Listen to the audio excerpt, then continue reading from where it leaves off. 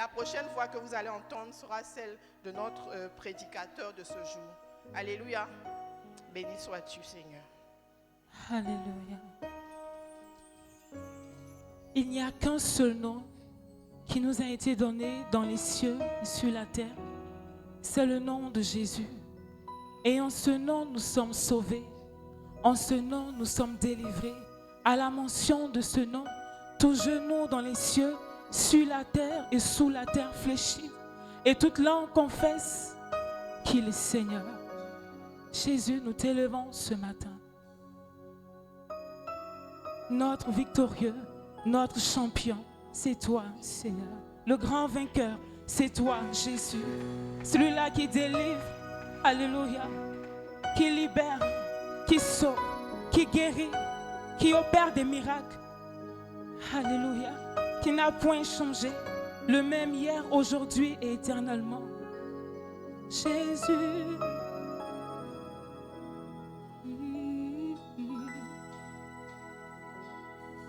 Il n'y a qu'un seul nom. Il n'y a qu'un seul nom, puissant pour sauver. Puissant pour sauver. Je déclare encore, il n'y a qu'un seul nom. Il n'y a qu'un seul nom, puissant pour sauver. Puissant pour sauver.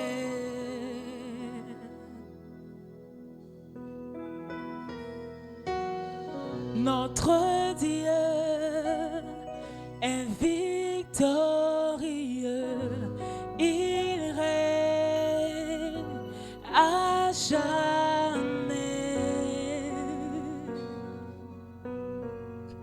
à jamais.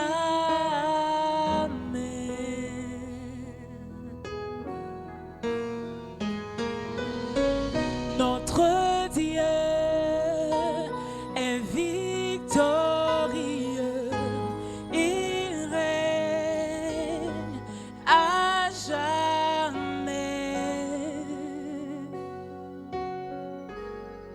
à jamais.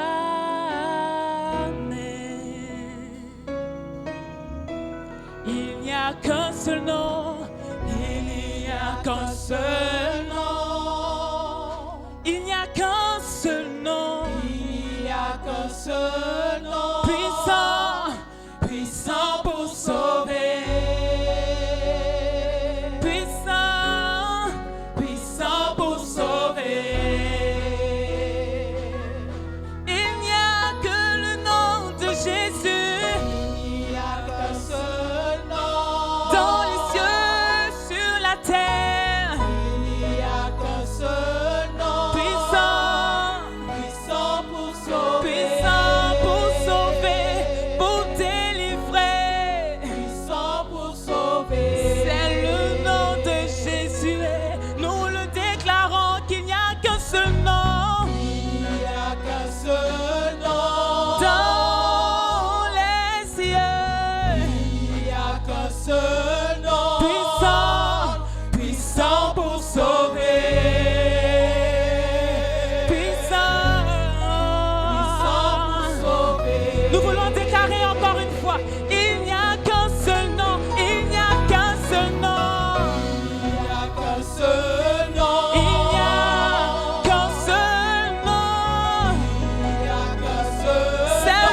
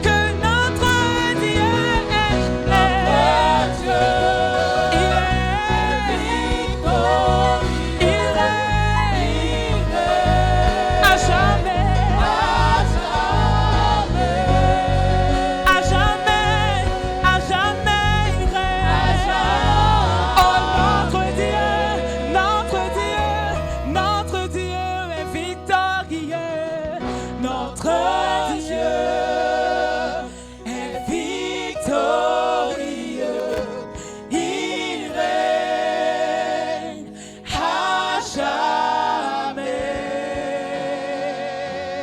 à jamais, à jamais. Nous déclarons que notre Dieu est victorieux. Notre Dieu, il est victorieux. Il règne à jamais,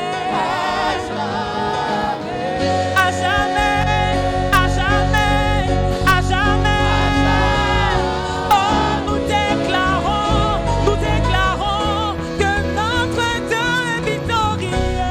Notre Dieu, il est victorieux. Il règne à jamais,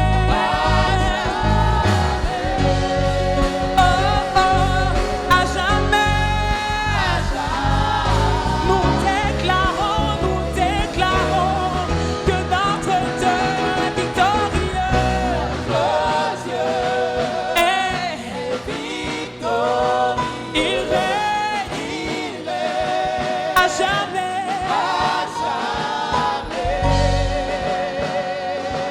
à jamais, à jamais. Oh, notre Dieu est victorieux. Notre Dieu, il est victorieux. Il règne à jamais, à jamais.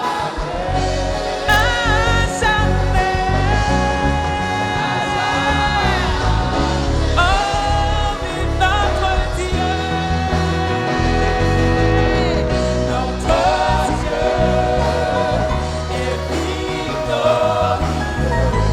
Il règne à jamais, à jamais,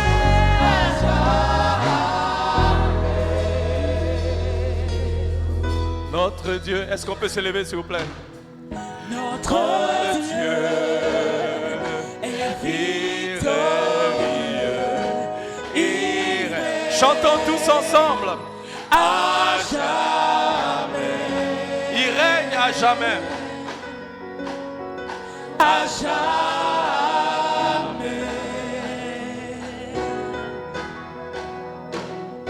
Notre Dieu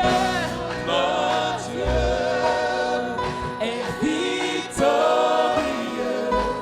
Il règne. À jamais, à jamais, à jamais, à jamais. Oh, oh, oh, oh. Nous déclarons que notre Dieu est victorieux. Il règne à jamais, à jamais, à jamais. Alléluia. Notre Dieu est victorieux. Sur la Côte d'Ivoire, il règne. Dans nos vies, il règne. Dans l'église, il règne. Dans les nations du monde, il règne. Jésus est victorieux. Acclamons le nom de Jésus. Bénissons le nom de Jésus. Il est digne de louange. Il est digne de gloire. Il est digne d'adoration. Il est digne d'élévation. Merci Seigneur. À toi la gloire, ô Dieu. À toi le règne. Dans le nom de Jésus. Et le peuple de Dieu dit Amen. Alléluia. Amen. Hein? Amen. Avant de vous asseoir, dites à quelqu'un, Amen, tu es joli ce matin. Alléluia. Dis à quelqu'un, fais-lui un sourire, dis-lui, mais tu es joli matin là-dedans. Alléluia. Amen. Amen. Amen. Amen. Gloire à Dieu. Amen. Que le nom du Seigneur soit béni. Alléluia. Veuillez vous asseoir dans la présence de l'Éternel. Merci au groupe de louanges. Amen. Que Dieu vous bénisse. Et tous ceux qui nous font l'honneur de nous visiter pour la première fois, bienvenue à Bethel, bientôt en l'église Harvest. Amen. Que Dieu vous bénisse. Alléluia. Amen. Nous rendons grâce à l'Éternel pour tous ses bienfaits. Nous voulons encourager le peuple de Dieu nous voulons demeurer en prière pour la nation ivoirienne. Alléluia. Amen. Et il y a des tensions dans la nation. Nombreux parmi nous sommes affectés directement ou indirectement par ce qui se passe dans le pays. Alléluia. Et il est important que nous prions pour la nation. Amen. Certains parmi nous, on peut regarder le truc comme de loin parce que c'est comme si tu n'es pas affecté directement par ce qui se passe. Mais croyez-moi, pour nous tous qui vivons dans ce pays-là, d'une manière ou d'une autre, sommes affectés par ce qui se passe. Amen. Donc, s'il vous plaît, demeurons en prière. Amen. On veut continuer de prier. C'est pourquoi, tout ce mois de novembre, tous les vendredis, à partir de 19h, nous voulons nous retrouver ici pour prier pour la Côte d'Ivoire. S'il vous plaît, nous voulons vous encourager. Ce n'est pas le moment de rester à la maison. Amen. On a enseigné la semaine dernière. Et même le jeudi dernier, quand je conduisais la prière, je vous ai dit que la Bible dit que dans les temps de crise, pendant que l'Église était persécutée, les disciples sont partis à l'Église pour prier avec les autres croyants. Alléluia. Paul dit dans le livre de Actes des Apôtres, chapitre 27, au verset 30, pendant que le bateau dans lequel on était agité par la tempête et qu'il semblait qu'ils allaient périr, et il y a des matelots qui étaient dans le bateau, qui ont voulu s'enfuir. Et Paul leur a dit, le seul moyen pour vous de survivre à cette tempête, à cette crise, c'est de rester dans le bateau. Alléluia. Donc nous voulons encourager le peuple de Dieu. Amen. Venons ensemble, prions. Le jeudi, on sera là, c'est le temps de prière de l'église. Vous ne voulez pas rater, venez jeudi, on va prier. En vendredi encore, on veut prier pour le pays. Donc vraiment ne restez pas à la maison. En ces temps-ci-là, il est bon que nous nous tenions à la place de la prière. Quand l'église prie, Dieu fait de grandes choses. Quand tu pries, Dieu fait de grandes choses. Quand nous prions, Dieu fait de grandes choses. Alléluia. Ça ne sert à rien de nous asseoir, nous plaindre. Pourquoi ça c'est comme ça? Pourquoi ça c'est comme si? On n'a qu'à prier seulement. Alléluia. Et quand on prie là, regardons ce que Dieu va faire. Alléluia. Amen. Yeah. Regardons ce que Dieu va faire. Regardons ce que Dieu va faire. Notre Dieu est fidèle. Amen. Donc s'il vous plaît, venons ensemble, on va prier. N'ayez pas peur, il n'y a rien en ville. Venons en prier. Alléluia. Et c'est pourquoi la semaine dernière, on a fait les prières à 18h. J'ai dit non, cette semaine, on revient à 19h. Écoutez, le diable ne va pas effrayer quelqu'un ici. Non, je vous dis la vérité. Ouais. Vous comprenez, il n'y a rien. Donc, on va venir à 19h, on va prier, on va rentrer tranquillement. Ouais. Alléluia. Donc, venons, on va prier. Parce qu'il faut que l'église prie. Je vous dis la vérité. Il faut que l'église prie. Ces temps-ci, donnez-moi juste 5 minutes, avec la crise qui s'est passée aux États-Unis, il y a un proverbe américain qui est très célèbre et qui dit ceci. Le proverbe dit ceci, je vais le dire en anglais. Il dit, the only way for evil to prosper is for good people to do nothing. Je peux dire ça encore. The only way for evil to prosper is that good people will do nothing. Le seul moyen par lequel la méchanceté prospère, l'injustice prospère, c'est quand les justes ne font rien. Et je veux qu'on médite sur ça. Quand les justes ne font rien, l'injustice et la méchanceté vont prospérer. Donc je veux nous encourager. Venons, on va prier. Et je vous dis honnêtement, Dieu exauce. Et je n'ai aucun doute que Dieu va se manifester parce que nous prions. Je n'ai aucun doute que Dieu enverra la confusion dans le camp de l'ennemi parce que nous prions. Mais si nous choisissons de rester à la maison et de ne rien faire, en ce moment-là, evil will prosper. Enfin, comment on dit evil en français même? Le mal va prospérer. L'injustice va prospérer. Pourquoi? Parce que les justes ne font rien. Voilà. Gloire à Dieu. Amen. Il n'y a pas que des trucs. Il y a bonne nouvelle. Amen. C'est mon anniversaire de mariage. Bonne nouvelle. Alléluia. Amen. Gloire à Dieu. Amen. Mais je vais dire merci à la doyenne. Amen. On l'appelle la doyenne. La patriarche. C'est la femme du patriarche. Amen. Moi, j'ai oublié même que c'était notre anniversaire aujourd'hui. Là. Moi, je pensais que c'était dimanche prochain, on allait parler de ça. Mais, ouais. Non, c'est pas grave. C'est comme elle a parlé de ça. Donc, on est dans la mouvance de l'anniversaire. Amen. Mais je vais rendre grâce à Dieu pour la vie de mon épouse. On s'est mariés le 13 novembre 1994. Alléluia. Ça s'acclame. Amen. Faut pas être jaloux. Ah. Il faut acclamer. Ton mariage va durer aussi. Alléluia. Amen. Mon épouse et moi, nous avons un témoignage un peu hors du commun. On s'est rencontrés en juin 1994. Je l'ai rencontré le 5 mai 1994. En juin, on a déménagé ensemble, on ne connaissait pas le Seigneur. Amen. En juillet, elle a rencontré le Seigneur. En août, moi j'ai rencontré le Seigneur de la même année. En septembre, on s'est fiancés. Et puis en novembre, on s'est mariés. Alléluia. Et quand on s'est mariés, je vous dis honnêtement, nos familles ne pensaient pas que notre mariage allait durer plus d'1 an. Et même nos amis, en personne, ne croyaient vraiment que ce mariage allait durer. Mes parents me disaient, pourquoi tu ne vis pas avec elle plus longtemps pour la connaître? Et à cette époque-là, on avait connu le Seigneur. Nous, on était des fanatiques de Jésus. On a dit non, on connaît le Seigneur maintenant. On ne peut pas rester ensemble comme ça, là, sans être mariés. Et on a dit, Seigneur, on veut t'honorer avec notre relation. On va se marier. Et par la foi, on s'est mariés. On n'avait pas grand-chose. Mais je suis content que je l'ai marié. Alléluia. Amen. Bénis le Seigneur. Je veux dire merci à l'Éternel pour la vie de mon épouse. Amen, mon compagnon de 26 ans. Et pour les 26 ans à venir. Il faut dire Amen. Hein? Je veux te dire que je t'aime très fort, chérie. Amen.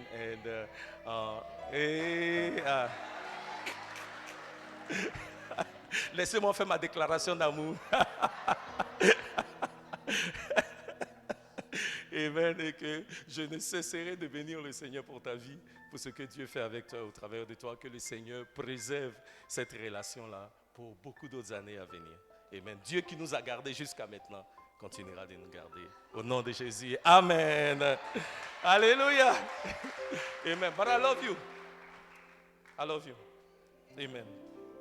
Amen. Elle a dit me too, hein. Voilà. Elle a dit elle aussi. Gloire à Jésus. Allons dans la parole du Seigneur. Le livre de...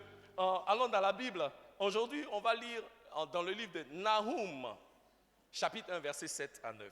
Nahum. Ça y est dans la Bible. Hein? Nahum. C'est dans l'Ancien Testament. Si tu es vers Luc là-bas, là, tu es trop loin. Amen. Et je ne vais pas vous demander, c'est quand vous avez lu la dernière fois le livre de Nahum.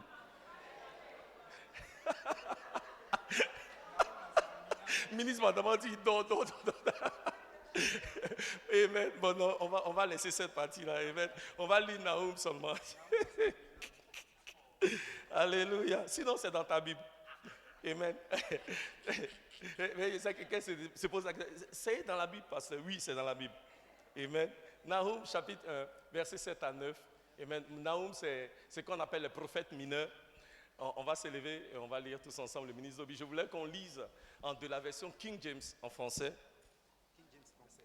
Okay. Ouais, j'ai demandé à Junior de mettre ça là-bas pour moi. Le Seigneur est bon, voilà. Ministre Zobi, tu peux regarder sur l'écran là-bas et puis lire. Le Seigneur est bon, une forteresse au jour de la détresse, et il connaît ceux qui se confient en lui. Ok, arrête-toi là. Tous ensemble.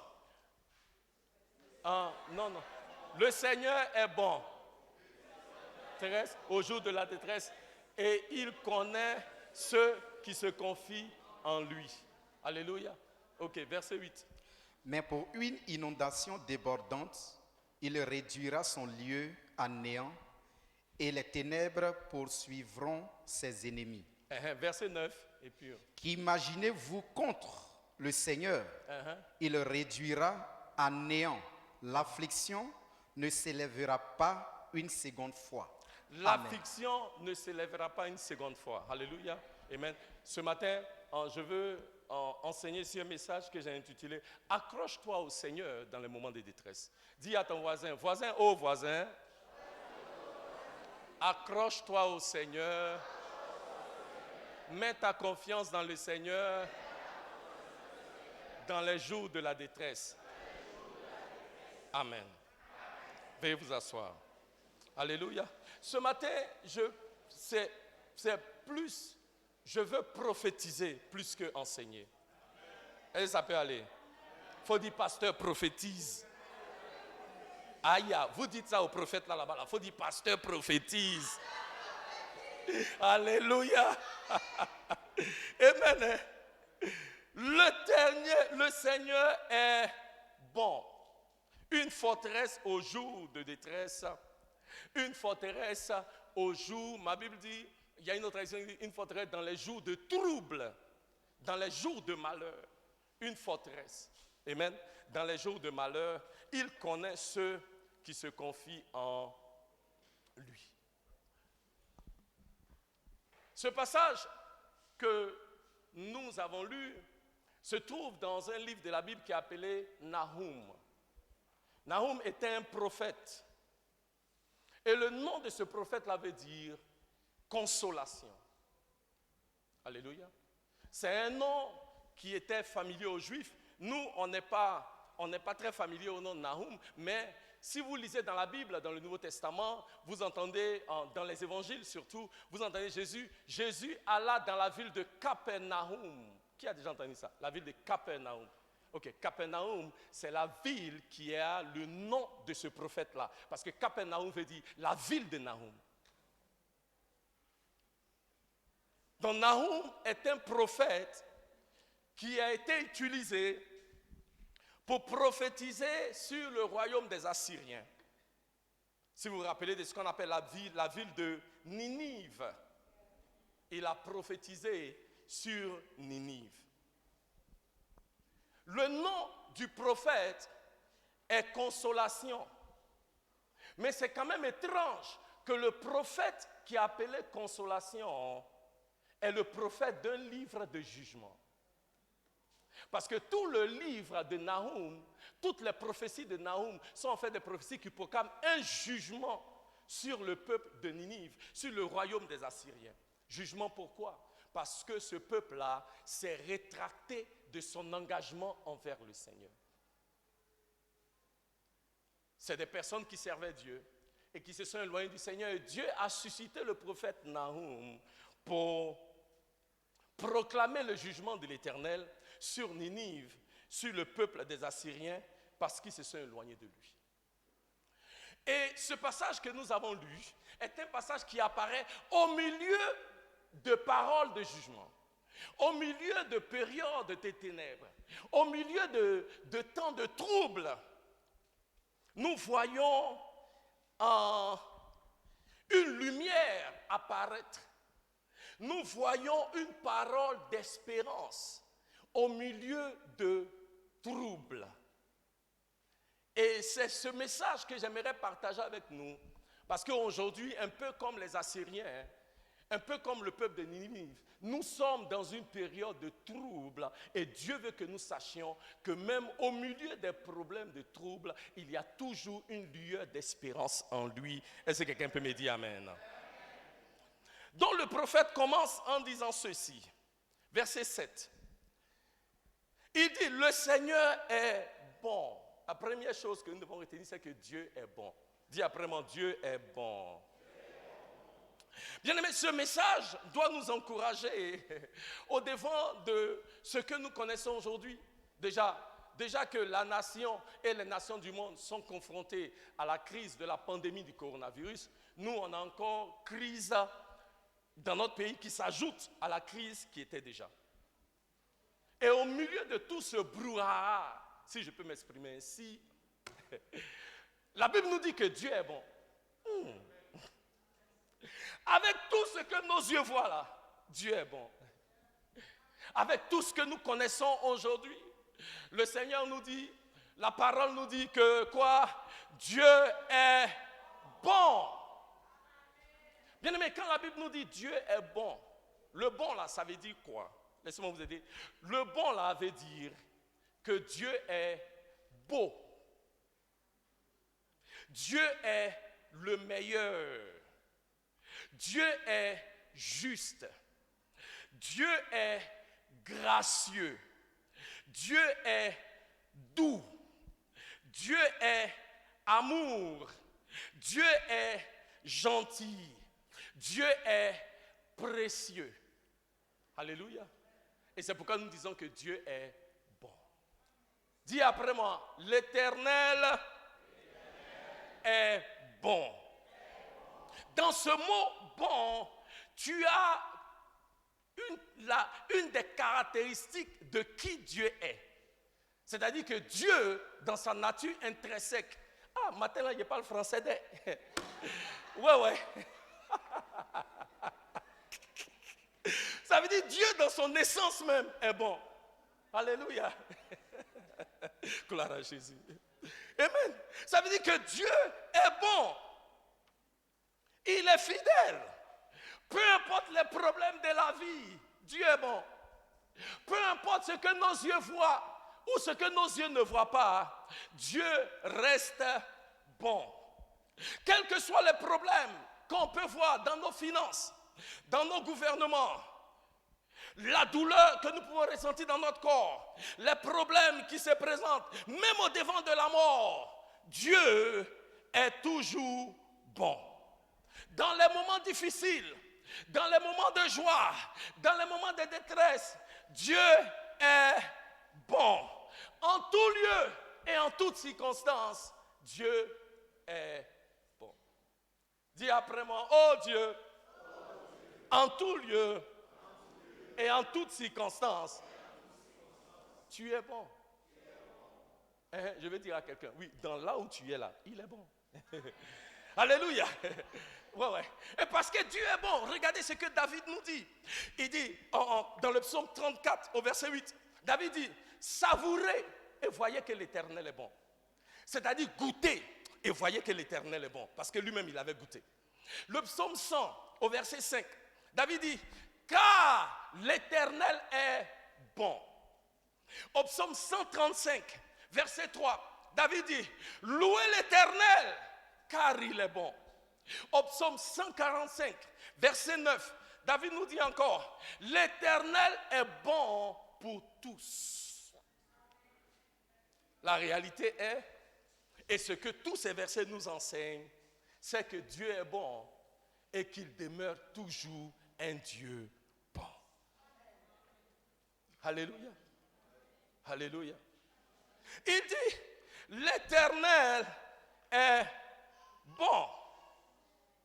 Au milieu des troubles, au milieu des problèmes, le prophète dit, le Seigneur est bon. Quel que soit le jugement auquel nous sommes confrontés, quelles que soient les difficultés auxquelles nous sommes confrontés, Dieu demeure un Dieu qui est bon. Et il continue. Il dit deuxièmement, il est une forteresse. Tous ensemble, il est quoi? Une forteresse. Une forteresse au jour de... Et où sont mes gens là? Mais mettez. Il est une quoi? Une forteresse au jour de la détresse. Alléluia. Non seulement est-il bon, mais il est aussi quoi?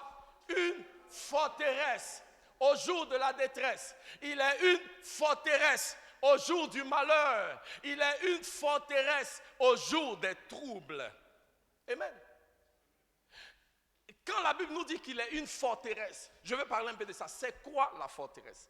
Une forteresse veut dire un lieu de sécurité, un lieu de protection, un refuge, un lieu où on peut s'abriter pendant la tempête. Alléluia. Donc, le prophète nous dit, Dieu est bon. Alléluia. Non seulement est-il bon, mais Dieu est aussi pour nous une protection. Dieu est aussi pour nous un refuge.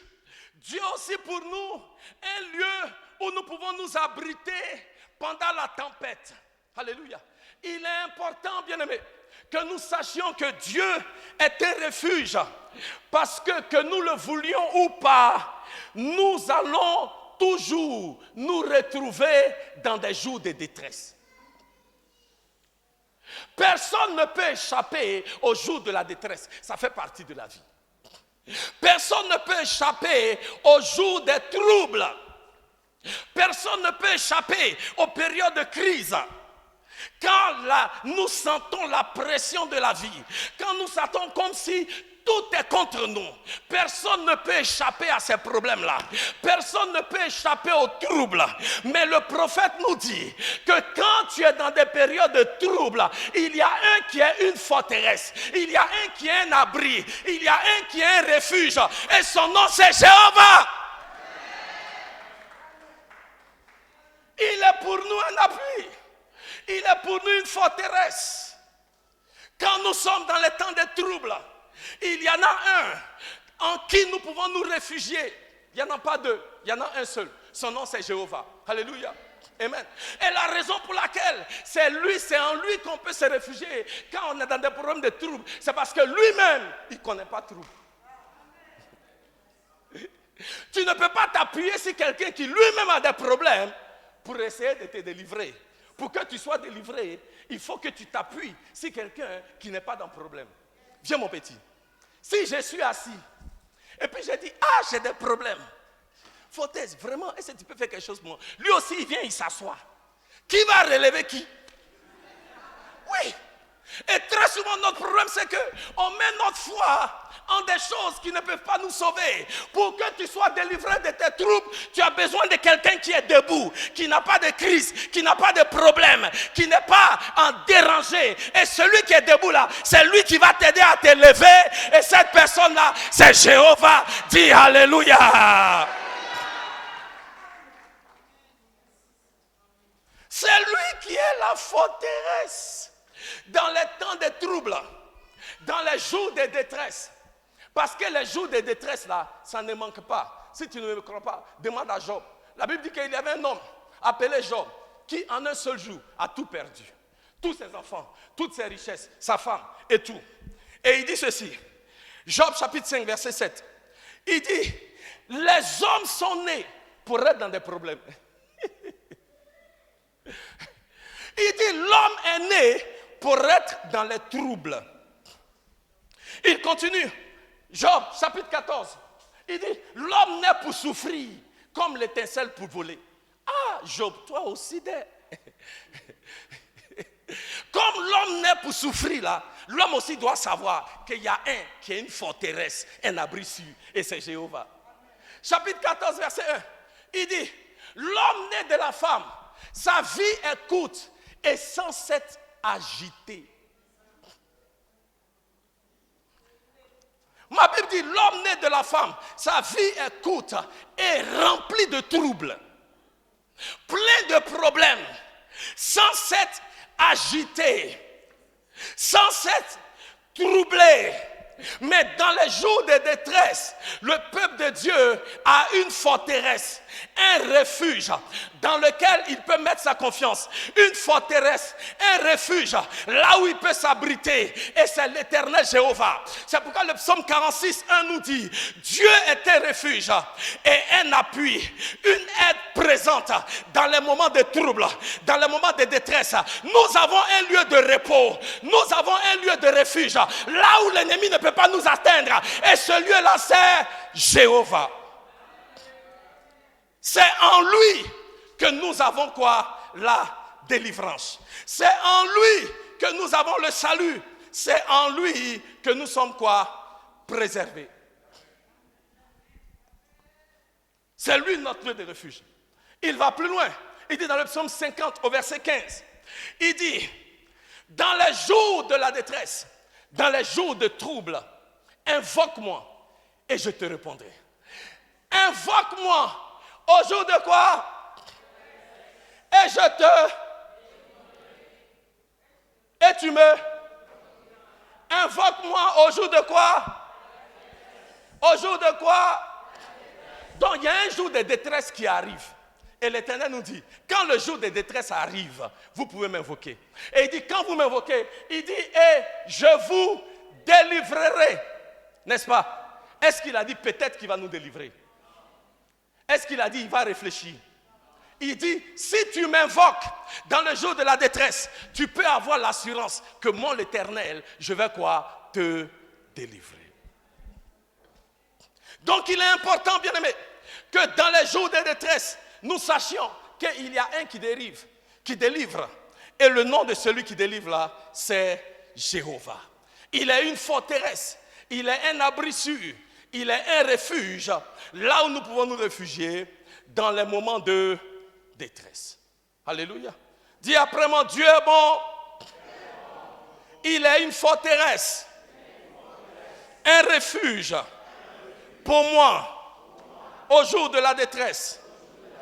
Dans les moments de trouble, l'Éternel est pour moi un abri sûr. Troisièmement, il dit, et il connaît ceux qui se confient en lui.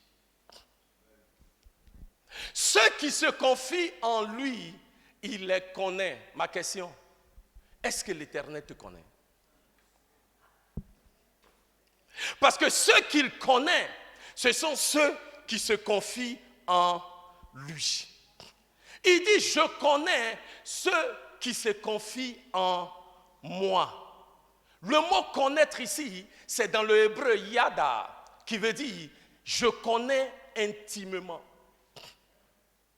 Je connais personnellement ceux qui se confient en moi.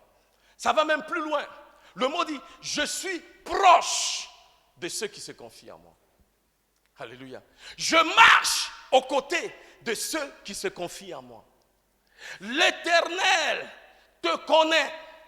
L'Éternel est proche de ceux qui se confient en lui. Et ce matin, si tu te confies à l'Éternel, sache que l'Éternel connaît ton nom. Si tu te confies en l'Éternel, sache que l'Éternel sait exactement là où tu es. Si tu te confies à l'Éternel, sache que l'Éternel connaît tous les détails de ta vie, jusqu'à chacun de tes cheveux. Il dit, j'ai numéroté, chacun de tes cheveux est compté et je les connais. Il est proche de ceux qui se confient en lui. Même quand tu marches dans la vallée de l'ombre de la mort, David dit, psaume 23, verset 4, l'Éternel dit, je suis avec toi. Je suis un compagnon proche. Je te connais. Je suis avec toi. Je marche avec toi parce que tu as choisi de mettre ta confiance en moi. Il y a quelqu'un qui a dit, l'Éternel est un proche compagnon. C'est pourquoi, quand la douleur dans mon corps est sévère, il est présent pour me consoler. Quand le fardeau de la vie est lourd, il est près de moi pour m'aider à le porter. Quand la dépression assombrit mon âme, il me touche avec une joie éternelle. Quand je me sens vide et tout seul, il me remplit de sa puissance. L'Éternel est proche, il connaît ceux qui se confient en lui. Ce matin, est-ce que l'Éternel te connaît? Je ne dis pas si tu connais l'Éternel, je dis est-ce que l'Éternel te connaît?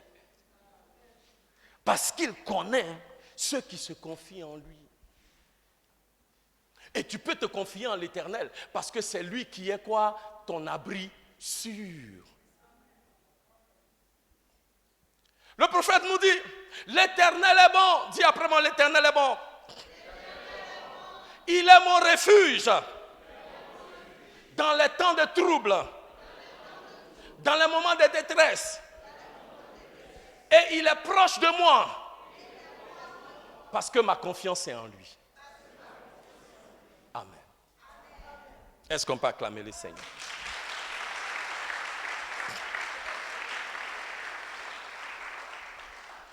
Et le prophète parle à un peuple qui est dans une période d'incertitude, une période de trouble, une période de ténèbres. Et il a dit, hey, l'Éternel est bon. L'Éternel est pour vous une forteresse. Il est un abri sûr. Alléluia. Et il est présent avec ceux qui mettent leur confiance en lui pour les garder, pour les préserver. L'Éternel est bon. Quel que soit ce à quoi vous êtes confrontés, l'Éternel est quoi? Est bon.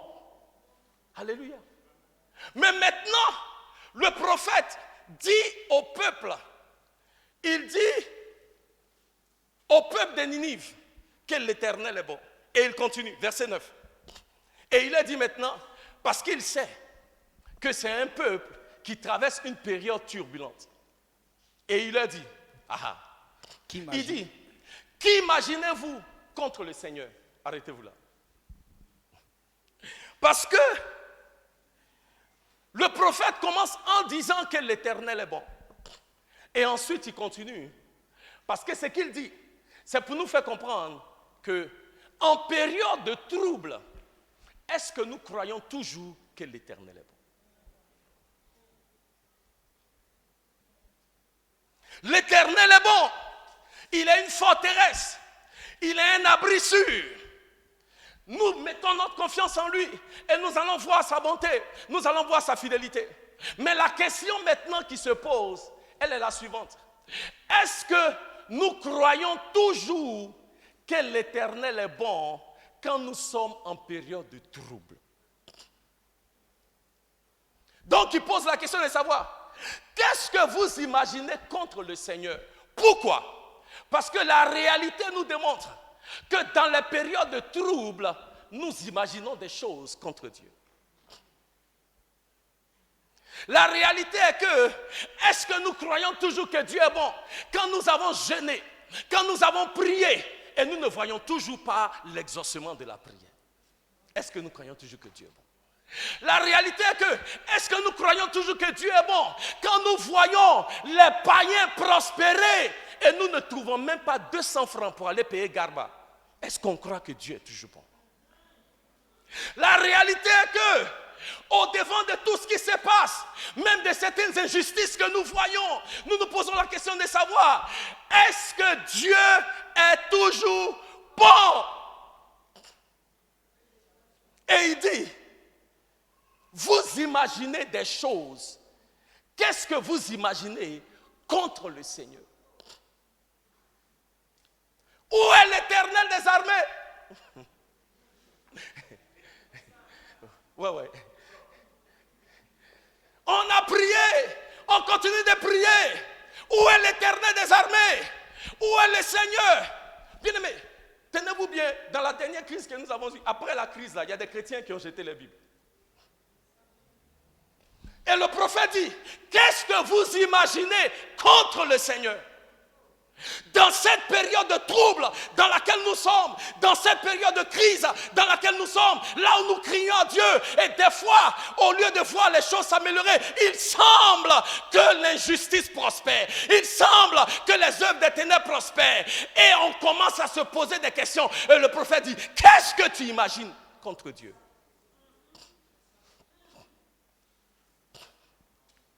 Peuple de Dieu, qu'est-ce que nous imaginons contre le Seigneur?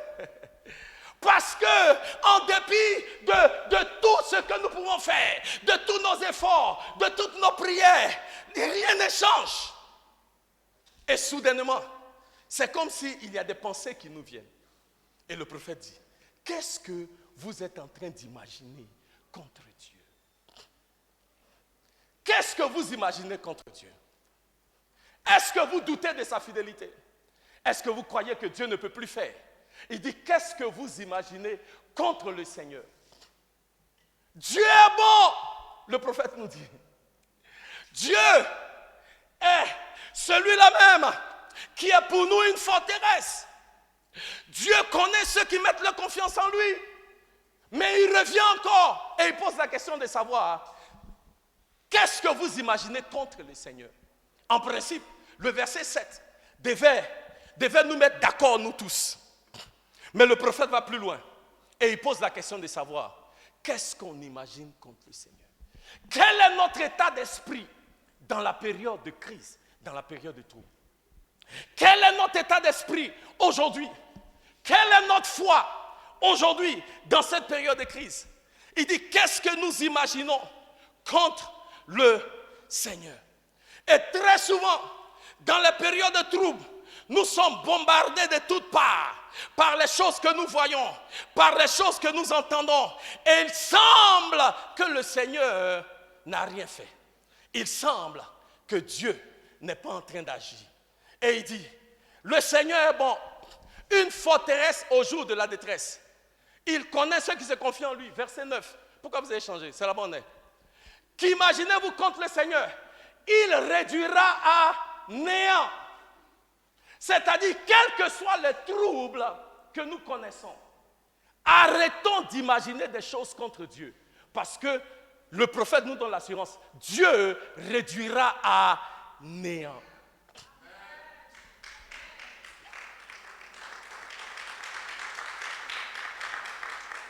Arrêtons d'imaginer des choses. Arrêtons de douter de la bonté et de la fidélité de Dieu. Dieu réduira, il fera quoi? Il réduira à néant.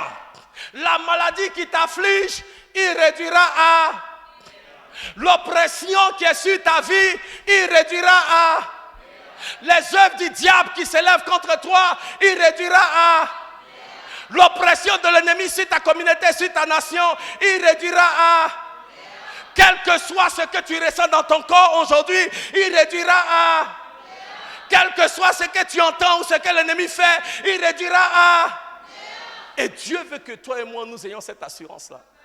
Que lui, l'Éternel, parce qu'il est au contrôle, il réduira à quoi? À néant tout ce que l'ennemi peut faire ou emmener contre toi. Point virgule. Tous ensemble. L'affliction ne s'élèvera pas une. L'affliction ne s'élèvera pas. L'affliction ne s'élèvera pas. Quel que soit ce que l'ennemi peut faire, je suis venu prophétiser sur la vie de quelqu'un ce matin. Et je déclare que l'affliction ne se lèvera pas une seconde fois dans ta vie, dans le nom de Jésus. Je déclare toute affliction que tu as expérimentée ne va pas ressusciter dans le nom de Jésus. Je déclare, toute maladie qui afflige ton corps ne va pas ressusciter dans le nom de Jésus. Je déclare, tous les pleurs, alléluia, tous les larmes que tu as coulées ne vont pas revenir une seconde fois dans le nom de Jésus. Je déclare que toute la honte que tu as expérimentée ne va pas revenir une seconde fois au nom de Jésus. Je déclare que l'affliction de l'ennemi sur cette nation ne va pas revenir une seconde fois dans le nom de. Je déclare que les œuvres des ténèbres qui se sont levées contre ta famille, contre ta communauté, contre ton village, contre tes affaires, contre tes enfants ne reviendront pas une seconde fois dans le nom de.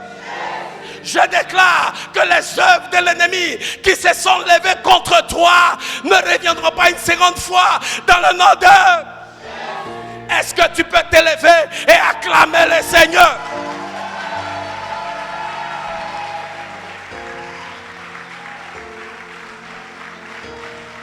Commence à remercier le Seigneur, commence à remercier le Seigneur. Commence à remercier le Seigneur. Alléluia. Commence à remercier le Seigneur. Car l'Éternel est fidèle, l'Éternel est grand. L'affliction que tu connais, il ne faut pas t'imaginer des choses contre l'Éternel. Ne laisse pas cette période de trouble te distraire. Dieu est bon. Ne laisse pas cette période de trouble t'intimider. Dieu est ta forteresse. Il est ton abri. Il est ton refuge. Il te garde en sécurité. Ne laisse pas cette période t'influencer. L'Éternel te connaît. Et il agit en ta faveur. Et il dit, cette affliction dans ta vie ne reviendra pas une seconde fois. Cette affliction dans ta vie ne reviendra pas une seconde fois. Côte d'Ivoire, je prophétise sur toi et je déclare, cette affliction ne reviendra pas sur toi une seconde fois. Cette affliction de crise après les élections ne reviendra pas une seconde fois dans le nom de Jésus. Dans le nom de Jésus. Dans le nom de Jésus.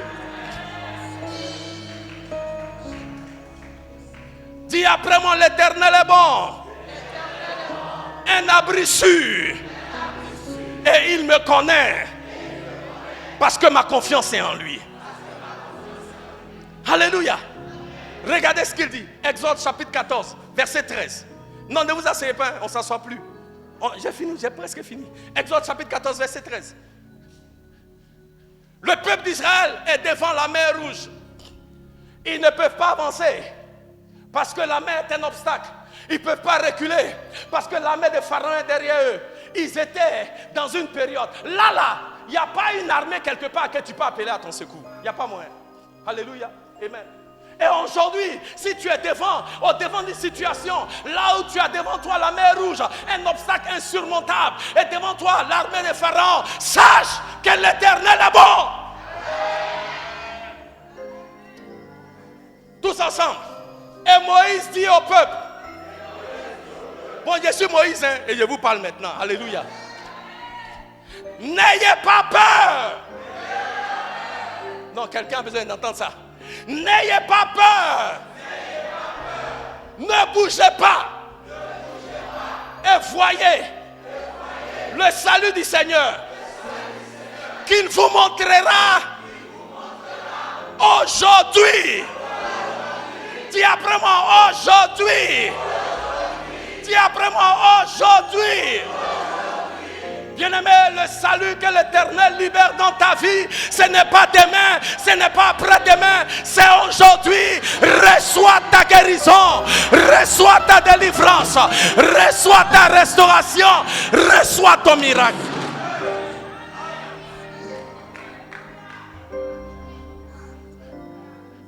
Le salut qui vous montrera, il vous montrera quand? Oh, j'ai dit le salut qui vous montrera quand? Moi j'aime la Bible. Il y a une tradition qui dit le salut qu'il fera aujourd'hui. Mais moi j'aime. Il ne dit pas le salut qu'il fera. Il dit le salut qu'il montrera. Amen. Les mots ont leur sens. Parce que Dieu veut que tu vois. Ah, Dieu veut que tes ennemis voient. Dieu veut que ceux qui ont parlé voient. Car l'Éternel va te montrer son salut aujourd'hui.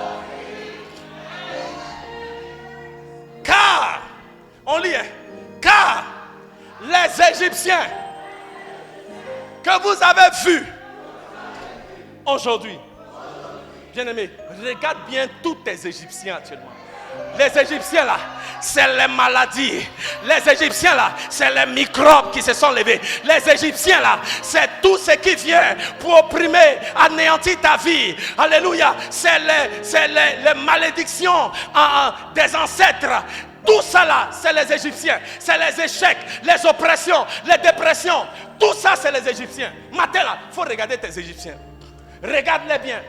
Parce qu'il dit, les Égyptiens que tu vois aujourd'hui, encore tous ensemble, car les Égyptiens que vous avez vus aujourd'hui, ils parlent déjà, maman dit, des Égyptiens au passé, que vous avez vus. Ah! Bien-aimé, Dieu conjugue tes problèmes au passé. Il conjugue la crise en Côte d'Ivoire au passé. Il conjugue la crise dans tes finances au passé. Il conjugue ta maladie au passé. Yeah. Il a fini avec ça.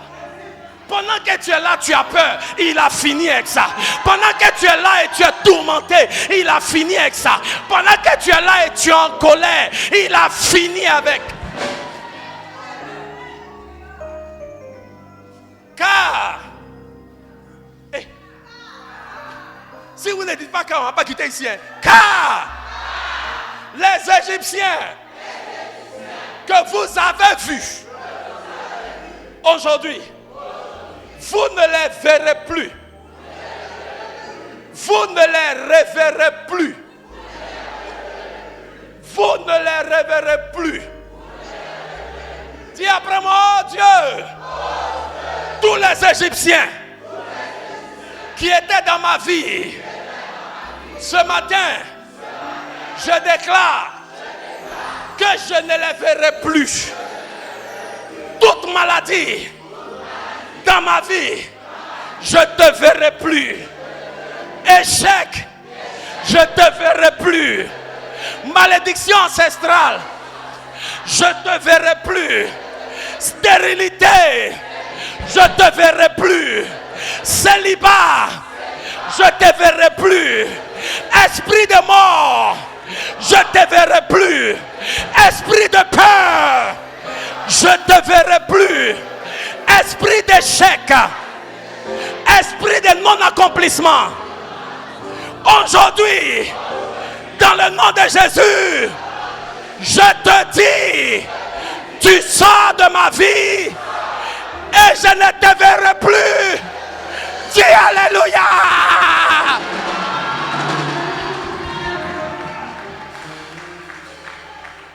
Bien-aimé, Dieu dit, Moïse, tout ça là qui t'a affligé jusqu'à maintenant, tu ne verras plus. Je vais dire à quelqu'un ce matin, je ne sais pas ce qui t'oppresse ce matin. Tu es venu, on crie Alléluia, Amen. Ton cœur est lourd. Je déclare, l'oppression te quitte. L'oppression te quitte. L'oppression te quitte. Parce que les Égyptiens là, qui t'ont opprimé jusqu'à présent, tu ne les verras plus. Quand Dieu dit tu ne les verras plus, tu ne les verras plus. Quand Dieu dit tu ne les verras plus, c'est que c'est fini. Quand Dieu dit tu ne les verras plus, c'est parce qu'il t'a donné la victoire. Oh, j'ai pensé que quelqu'un allait me donner un amen fort ici là. Je dis c'est parce que tu as la victoire. Bien-aimé, attendez, attendez. Ce n'est pas fini, il faut dire pasteur, il faut envoyer. Il dit, vous ne les reverrez plus.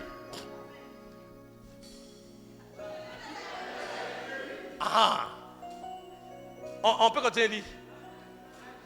Déjà, maman, comment vous appelez? Mireille, quand Dieu dit tu ne vas plus voir, ça veut dire que tu ne vas plus voir. Bon, bien aimé, quelle partie de tu ne vas plus voir là, vous n'avez pas compris? Tu ne vas plus voir. N'est-ce pas que c'est clair, Mireille? Non seulement c'est clair, mais il ajoute. Est-ce qu'on peut lire le reste? Est-ce qu'on peut lire le reste? Est-ce qu'on peut lire le reste? Pourquoi il dit à jamais? Parce que Dieu veut que nous comprenions. L'affliction là ne va pas s'élever une seconde fois. Bien-aimé, les Égyptiens, tu ne les verras plus à jamais, parce que l'affliction qui s'est levée contre toi ne se lèvera pas une seconde fois. Dis yes!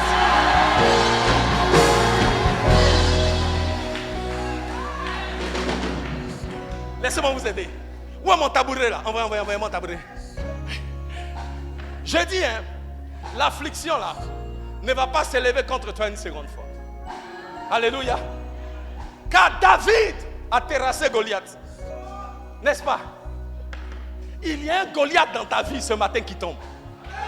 J'ai dit, Côte d'Ivoire, il y a un Goliath dans ta vie, dans ton histoire, qui ce matin tombe.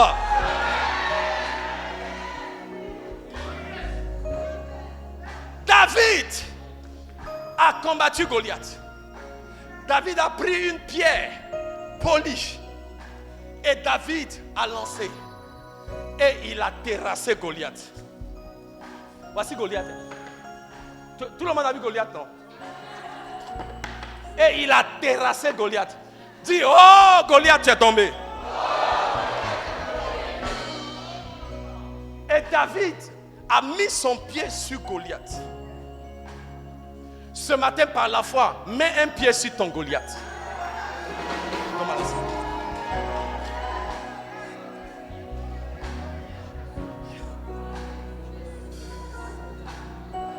Cette montagne qui existait jusqu'à maintenant dans ta vie tombe. Bien-aimé, je dis, cette année est notre année de gloire. Cette année, c'est ton année de gloire. Le diable peut s'agiter comme il veut. Ça ne change rien. C'est ton année de gloire. C'est ton année de gloire. C'est ton année de gloire. Regardez. Goliath est tombé. N'est-ce pas? Goliath est mort. Dis après moi, Goliath est mort. Dis après moi, Goliath est mort. Dis après moi, wow. Jésus a gagné. On va crier wow.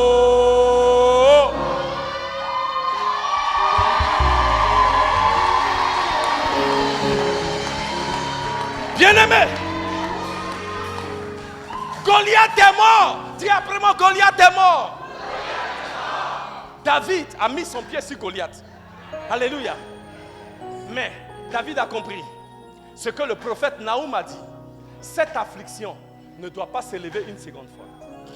David a pris l'épée. Donne-moi ma bouteille d'eau là-bas. David a pris l'épée de Goliath.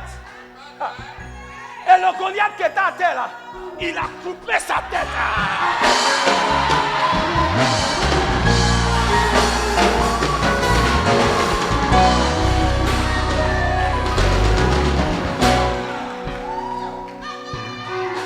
Mamadou, il fallait que la tête soit arrachée. Parce que cette affliction ne doit pas s'élever une seconde fois. Alléluia.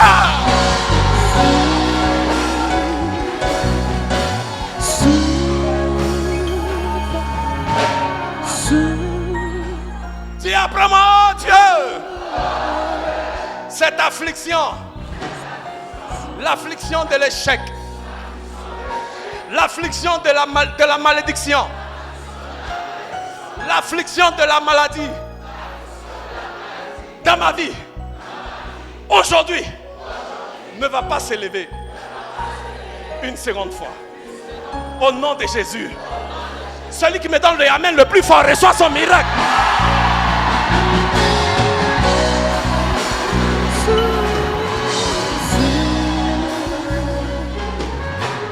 Bien-aimé, je vais dire une dernière chose avant de partir. Je peux. Vous pouvez me donner 5 minutes. 5 minutes, 5 minutes. Je n'ai pas fait ça au premier culte, mais l'Esprit de Dieu me met à cœur de faire ça pour vous. Ça, c'est Ancien Testament. Dis après moi, Ancien Testament. Maintenant, on va parler de Jésus. Yeah. Ouais. On va parler de Jésus. La Bible dit, cette affliction ne va pas s'élever. Quoi? Une seconde fois. Alléluia. Et quand Dieu dit ça, c'est que ça ne va pas s'élever. Hébreux chapitre 2 verset 14. Ne vous asseyez pas, il est fini. Hébreux chapitre 2 verset 14. La Bible dit, il y a eu un combat, maman Mireille, entre le Seigneur Jésus et puis le diable. Et c'est mon fils, hein, c'est pas le diable. Bon, moi ici Jésus quoi. Ah, vous aussi, qui sera Jésus? C'est moi.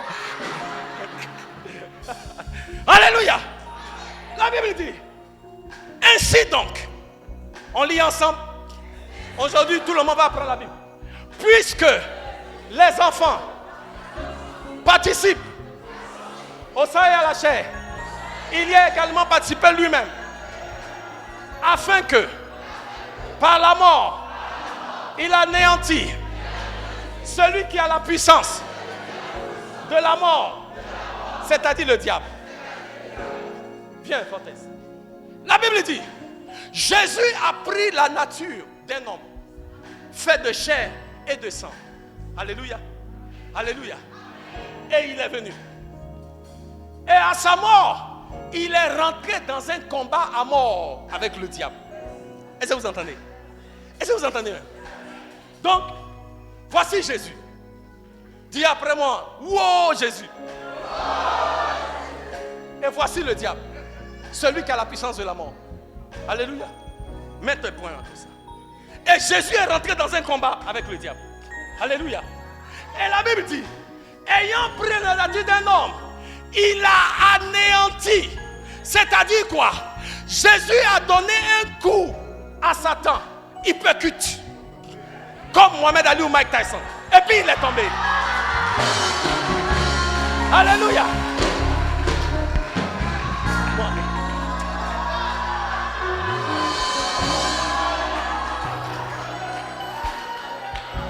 Attendez, la Bible dit, et il anéantit, dis après moi, il anéantit. Le mot anéanti ici veut dire, maman Mireille, il a mis totalement KO. Parce que vous savez quoi? Quand les gens font la boxe, Mohamed Ali avec George Foreman, tu mets un KO, l'autre dit après non, je veux rematch. C'est-à-dire, je vais prendre ma revanche. Donc après, ils font un autre combat. Il revient. La Bible dit, le coup que Jésus a donné au diable, il ne peut jamais se relever parce que cette affliction ne peut pas se lever une seconde fois. Dis yes!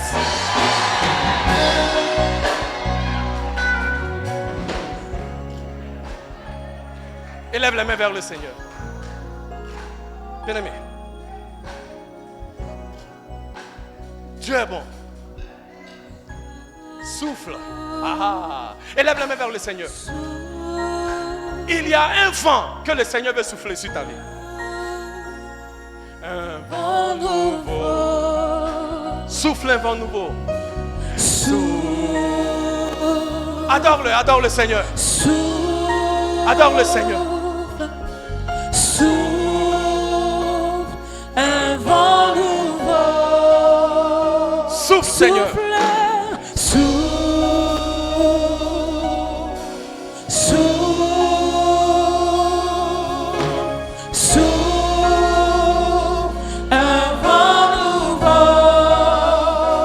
Saint-Esprit souffle, souffle, souffle, Esprit de Dieu, souffle maintenant, souffle sur nous,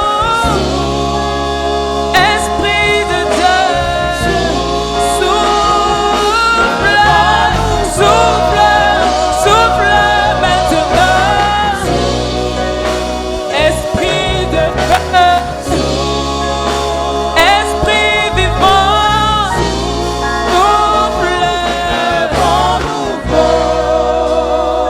Élevez les mains vers le Seigneur. Élevez les mains haut que je vois. Le Seigneur est présent parmi nous maintenant. Alléluia. Et il veut souffler sur nous un vent nouveau, un vent de renouvellement, un vent pour nous rafraîchir, un vent pour nous encourager, un vent pour nous donner l'espérance d'un lendemain meilleur. L'Éternel connaît ceux qui se confient en lui.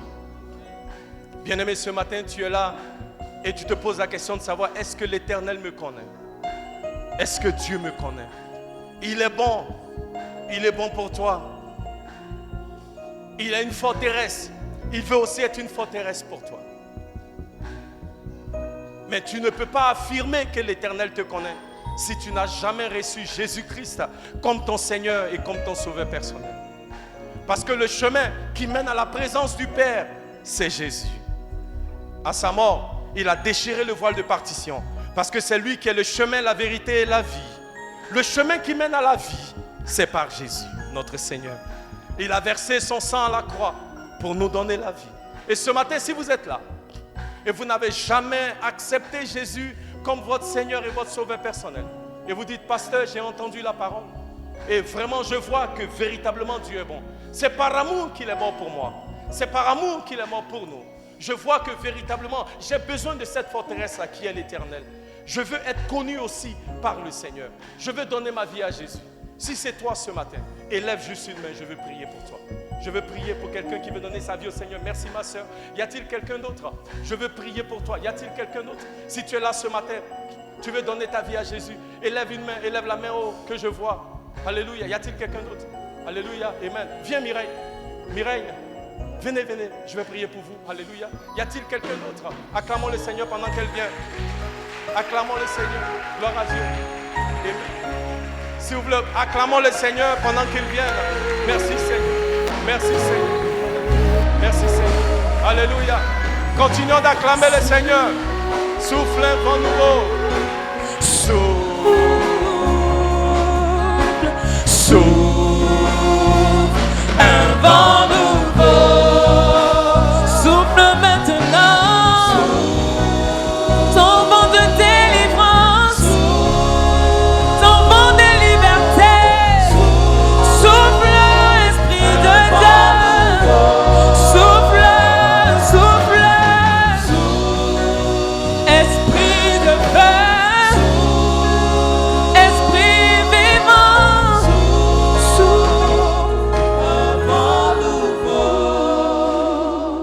Levez les mains vers le Seigneur.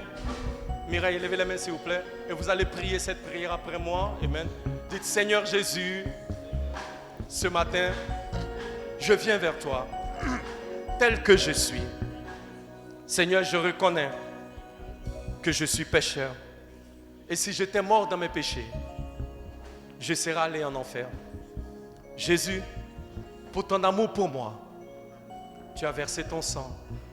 Tu es mort à la croix pour me donner la vie. Ce matin, je te choisis comme mon Seigneur et mon sauveur personnel. À partir de ce jour, j'abandonne tout autre Dieu pour te choisir toi comme mon Seigneur. Tu as promis que si je te confesse comme mon Seigneur et si je crois que Dieu t'a ressuscité des morts, je serai sauvé.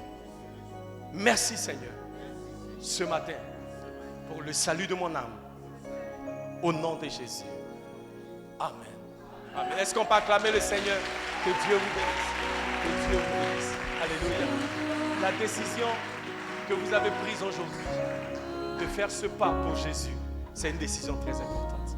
Alléluia. En 1994, j'ai accepté le Seigneur et il a complètement transformé ma vie. Et je crois que vous ne serez jamais plus les mêmes. Alléluia. Qu'il y a une nouvelle marche avec le Seigneur qui commence aujourd'hui. Mais c'est une marche de gloire en gloire et de victoire en victoire. Nous voulons continuer de prier pour vous et de prier avec vous.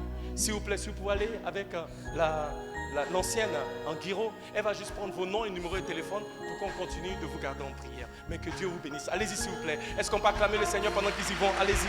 Amen. Gloire à Dieu. Souffle. Un vent nouveau.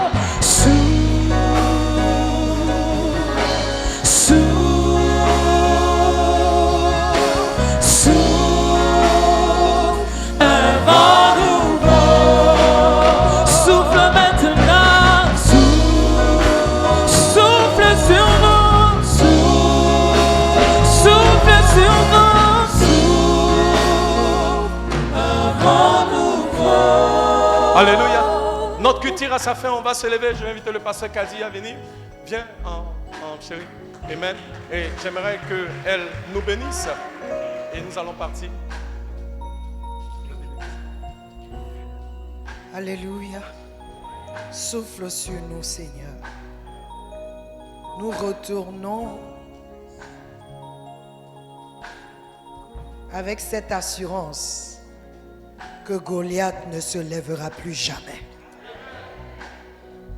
Nous avons l'assurance que l'affliction que nous avons vécue, nous n'allons plus vivre cela encore. Parce qu'aujourd'hui, tu as intervenu. Aujourd'hui, tu nous as délivrés. Aujourd'hui, tu nous as libérés. Aujourd'hui, les chaînes sont tombées. Aujourd'hui, l'ennemi n'a plus de pouvoir. Aujourd'hui, ceux qui nous affligeaient ne seront plus. Nous allons conjuguer notre histoire au passé. Merci Seigneur pour ta grâce. Seigneur, nous prions que tu nous accompagnes tout au long de cette semaine,